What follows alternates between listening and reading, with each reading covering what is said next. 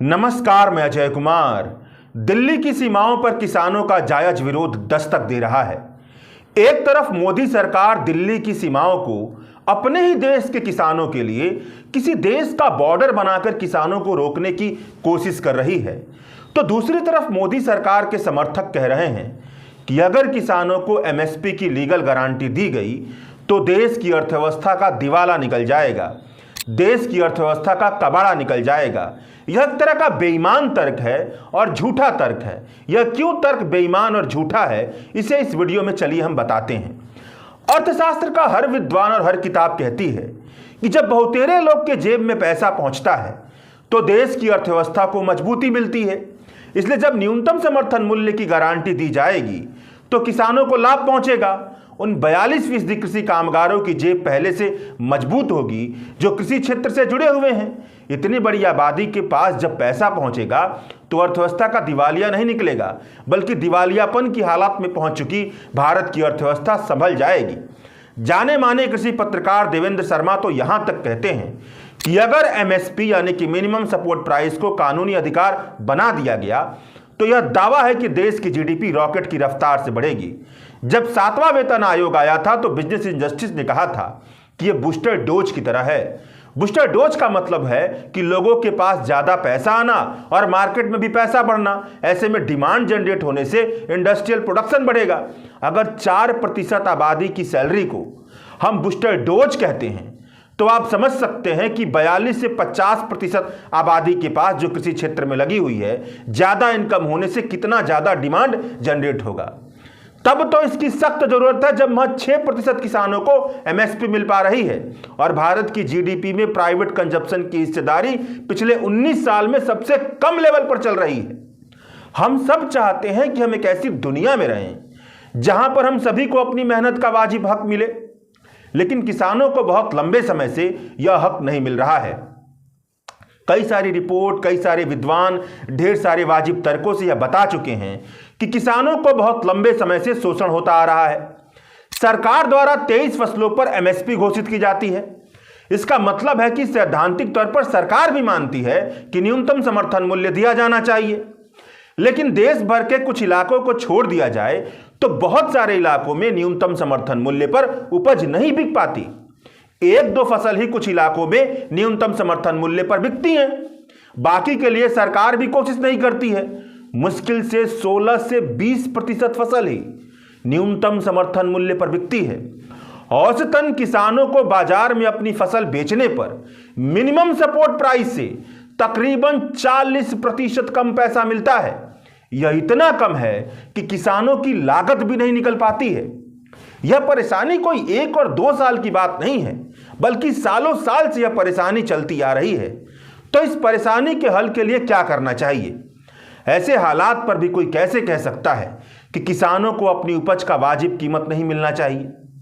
इसका मतलब है कि अगर कोई कह रहा है कि किसानों को एमएसपी की लीगल गारंटी नहीं मिलना चाहिए तो वह मेहनत के साथ नाइंसाफी कर रहा है।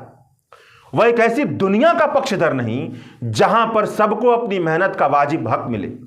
इसलिए अगर ऐसे व्यक्ति के लिए दलाली, बेईमानी शब्द का इस्तेमाल किया जा रहा है तो यह अतिशयोक्ति नहीं है, अतिरेक नहीं है। एमएसपी की लीगल गारंटी देने पर सरकारी खजाने पर कितनी लागत बैठेगी, इसे जानने के लिए जाने माने राजनीतिक कार्यकर्ता योगेंद्र यादव और तेलंगाना के किरण विश्वा, जो किसी क्षेत्र में काम करने वाले कार्यकर्ता हैं, इन्होंने मिलकर के एमएसपी और फसल के औसत बाजार के बीच के अंतर की गिनती की। इसका विश्लेषण कर साल 2021 में द प्रिंट में एक लेख लिखा। बताया कि केंद्र सरकार अगर बाजार मूल्य से ज्यादा कीमत पर उपज खरीदती है या फिर भावांतर को देखते हुए किसानों को क्षतिपूर्ति करने के कदम उठाती है तो सरकार को मनरेगा के लिए निर्धारित बजट से कम खर्च करना पड़ेगा। स्वामीनाथन आयोग ने किसानों को लागत का 1.5 मूल्य देने की बात कही थी और इसके अनुकूल अगर सरकार व्यापक आधार पर जोड़े गए लागत मूल्य में 50% और जोड़कर एमएसपी निर्धारित करती है तो इस बढ़े हुए मूल्य के हिसाब से सरकार पर अधिकतम खर्चा 2,28,000 करोड़ रुपए का बैठेगा, जो जीडीपी का महज 1.3% और केंद्रीय बजट का 8% है।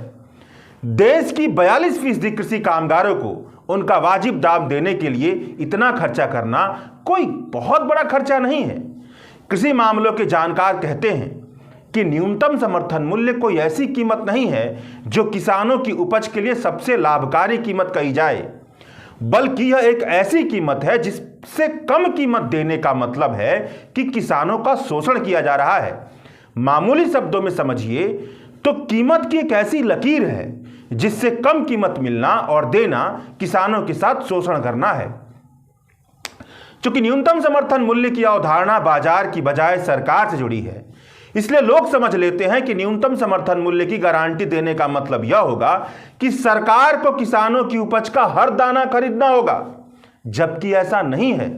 न्यूनतम समर्थन मूल्य की लीगल गारंटी का मतलब यह है कि सरकार कई तरह के तरीकों को अपनाते हुए यह निर्धारित करे कि किसी भी किसान को अपनी उपज के लिए न्यूनतम समर्थन मूल्य से कम कीमत न मिले। अगर न्यूनतम समर्थन मूल्य से कम कीमत किसी किसान को मिल रही है तो यह गैर कानूनी घोषित किया जाए। किसान संगठन कहते हैं कि एक तरीका यह हो सकता है कि न्यूनतम समर्थन मूल्य पर कृषि उपज खरीदने के लिए सरकार द्वारा पहले से खरीद मात्रा की बढ़ाई जाए। मतलब सरकार जितना पहले खरीद रही थी उससे अधिक खरीदी जा सकती है। दूसरा तरीका यह हो सकता है कि सरकार सार्वजनिक वितरण प्रणाली के लिए अभी सबसे गरीब लोगों को महज चावल, गेहूं और दाल मुहैया करवाती है। इन फसलों के अलावा दूसरी तरह के अनाज भी सबसे गरीब लोगों तक पहुंचाए जा सकते हैं। अगर ऐसा होगा तो सरकारी खरीद अधिक होगी, सबसे गरीब लोगों को पोषण मिलेगा, सरकार को फायदा होगा। तीसरा तरीका यह है कि सरकार बाजार में हस्तक्षेप करे, इंटरफियर करे। जैसे ही कीमतें नीचे गिरती हैं तो सरकार न्यूनतम समर्थन मूल्य पर कृषि उत्पाद खरीदने लगे।